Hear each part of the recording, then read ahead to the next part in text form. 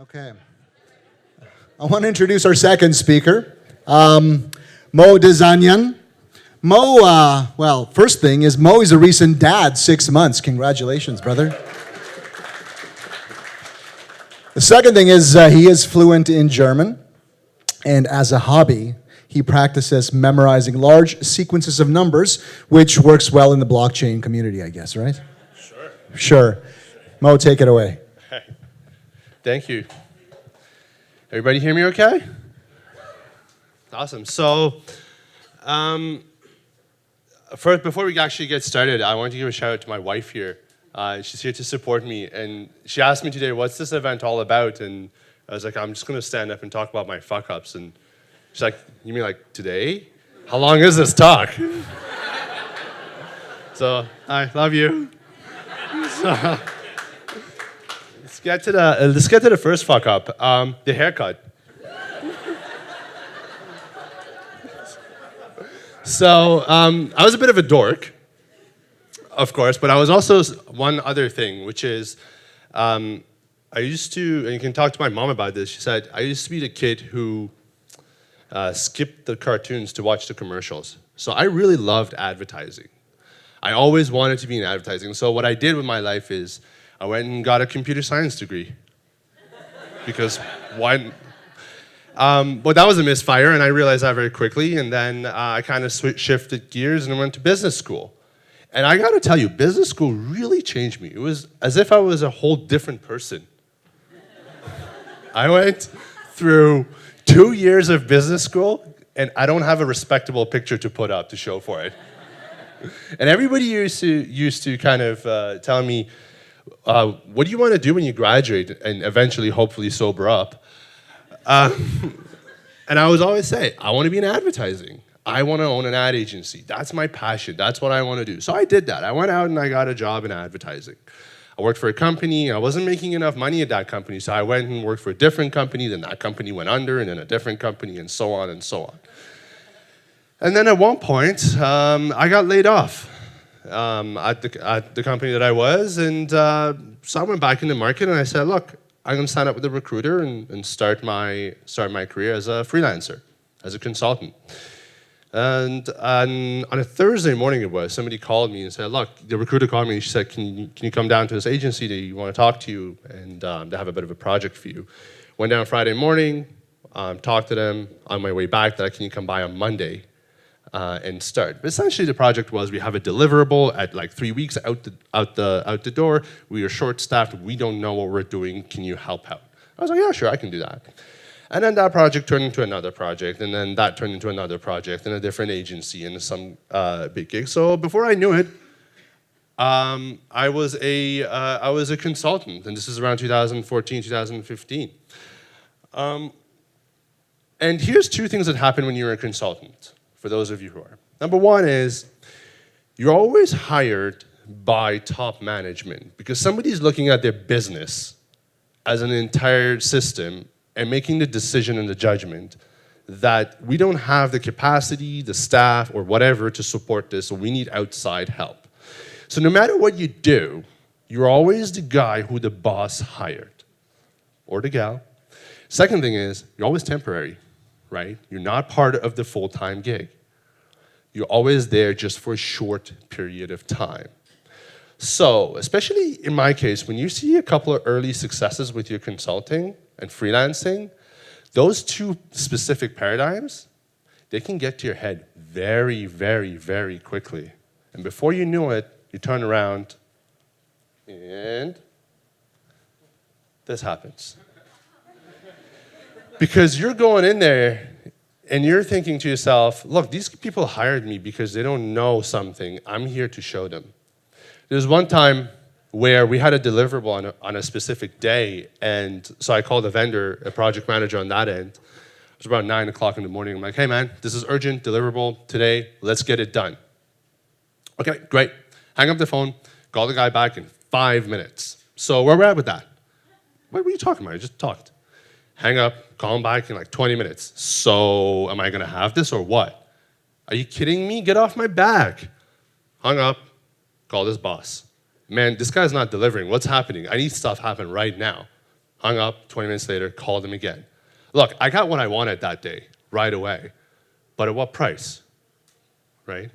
And the reason I did that is because I firmly believed that I was right. I was right about everything because I would go in there and I would fix problems. That was my shtick.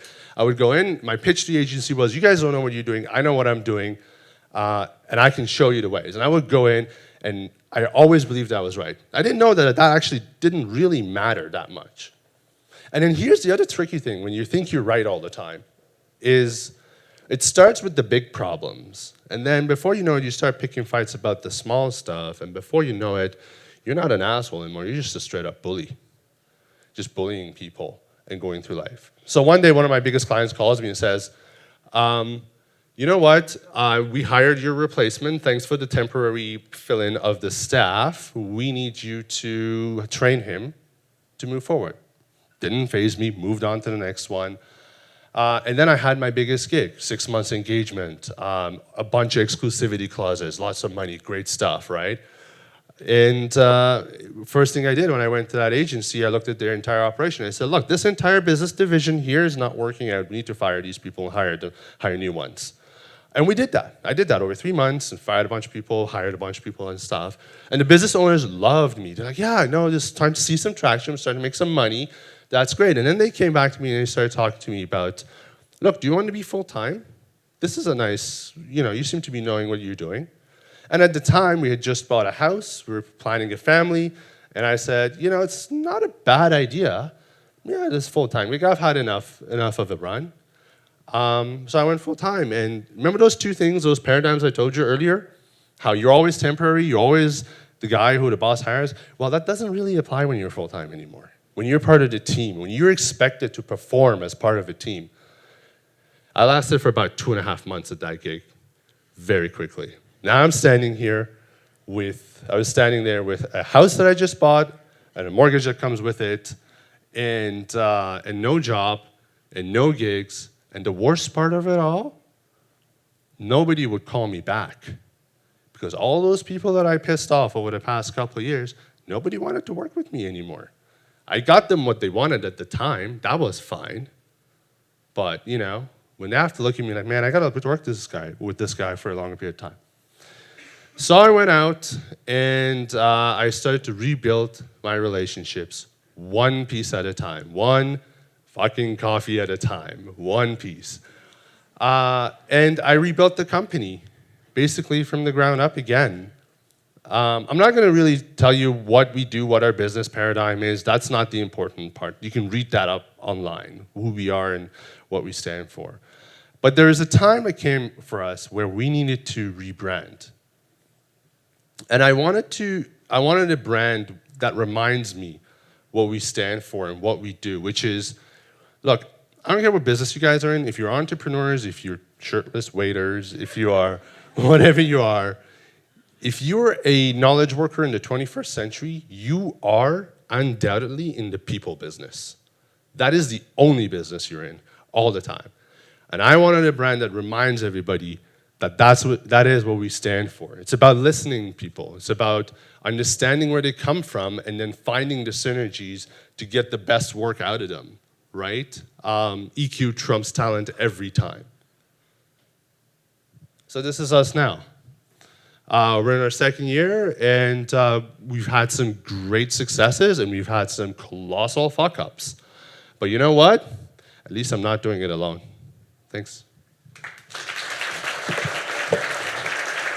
Nicely done. Let me just click it to the next slide there. And what do we have? Come on. Q&A. Questions, anybody?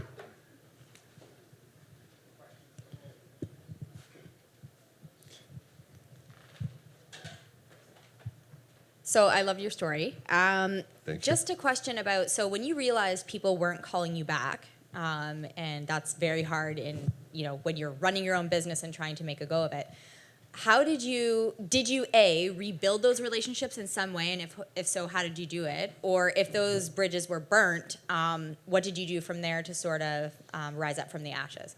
That's a really good question. Yes, some of them are burnt. some stuff you just can't repair. Some of them aren't. I actually ended up working with a lot of the people that I used to work with as a consultant. And look, this stuff isn't hard. It's not rocket science, right? It's just being a little bit vulnerable. It's putting yourself out there, sending a thank you card, buying someone a coffee and having an actual honest conversation about what do you want to do with your life? Why you're in this business? And just being a person, right? And not being a heads down jackass that just gets stuff done.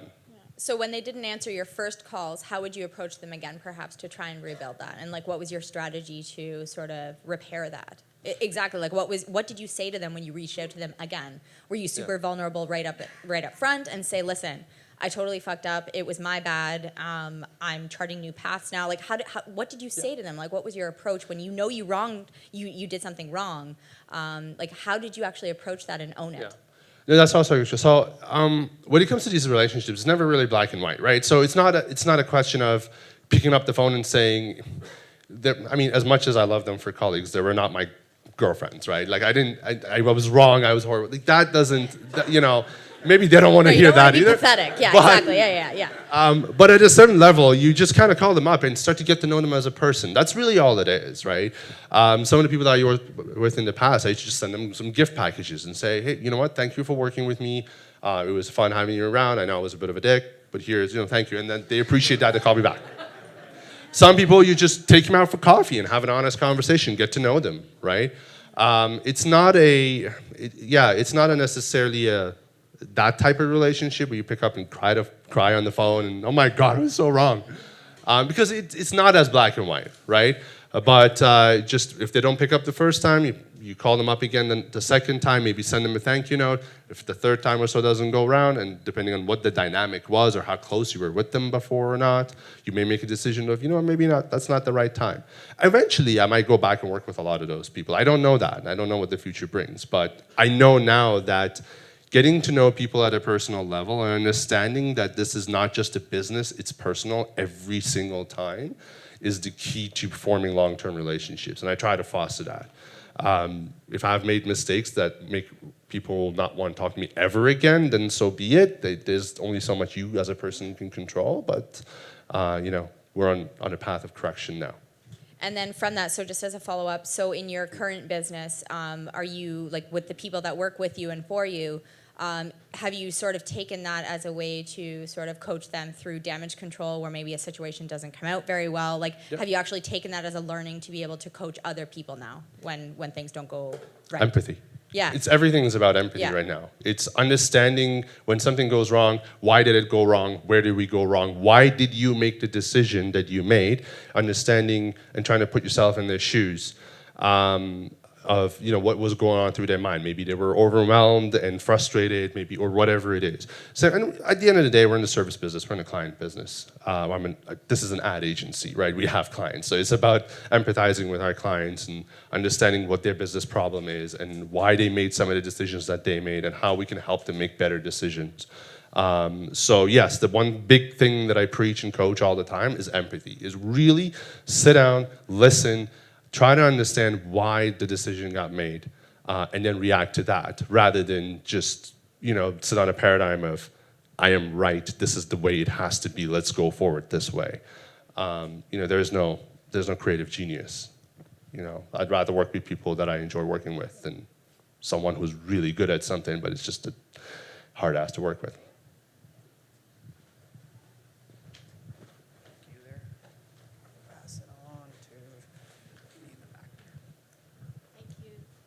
Hi Mo, I want to ask when your full-time employment within 2.5 months was over, that's a huge emotional blow to you. So how did you mentally recover that, going from that whole huge negative impact to changing your mindset and, and then jumping into rebuilding that business? So how was that emotional healing for you? Well, a good thing is to rely on your support system. Hopefully you have some. I understand not everybody does, but I was lucky enough to have it. Family, wife, friends. But it's, again, going back and reflecting. This is where we all took it. This is what I took a wrong turn. This is what I did wrong. And here's how I can move past it. And at the end of the day, you can You can sit there and think about the past and what went wrong for so long before you just kind of have to snap out of it and move forward, right? And say, I am where I am now by whatever actions or whatever the circumstance. There's only one way, forward, and that's, one foot in front of the other. So you just start there. You just really put one foot in front of the other. You pick up the phone, first phone call. That was in my case. It might be something else and someone else's. But yeah, you focus on those micro goals, right? The micro wins. Like, yeah, somebody called me back. I got a little bit of a gig. I got my first client. Oh, I got my second client. Slowly, and then you build it up that way. So I think we'll take 2 more questions, yeah? That's okay. So, from what I understand, you're still in the consulting business, correct? Yes. Yeah. So, do you get a lot of pushbacks from clients with the way that you do things now, with empathy and asking them to all these questions about getting to the root of the problem versus how you did things before, where you would just come in and tell them what to do? Actually, not at all. We get a lot more support from our clients right now. To give you a bit of a detail about what we do that's different than what I used to do, I used to consult for ad agencies. Now we don't work with ad agencies directly. We work with clients, with end clients. And no, clients love the support on that because they really see us as a team that can support their business objective rather than just sell them a solution that's either profitable or designed out of pocket or something like that. So we get a lot of good feedback on that concept, asking the tough questions. Hello. Great that you figured out that this was probably not the right way to work with people, and it was probably an extreme way in which you figured out. When you're around other people that you're working with, whether it's clients or employees or so on and so forth, you kind of see them going down the path that you were going down. Is there any way that you kind of intervene or kind of adjust or change the way that you're working with them so they don't fall fully into the, I'll call it, hole that you fell into? Great question. Perspective. I try to, whenever I see something going down a path of a bit of altercation or frustration, I always kind of stop the conversation and talk about perspective. Think about what the other person must have been feeling or is currently feeling when they're saying that or doing that action that's clearly frustrating you. So that's kind of my big game changer now is whenever somebody, and I get that all the time, people come to me and call me about, they rant about something or another that's not right in the business. But you just put it in perspective, right? Like put yourself in that person's shoes. Maybe they don't see it like you do because they're coming from a different environment or whatever the circumstance is. And then once you inject a little bit of perspective into a situation, you'd be surprised how much people calm down and steer the right path again. Thank you. Thank you. Amazing. Thank you, Mo. That was great. Well done.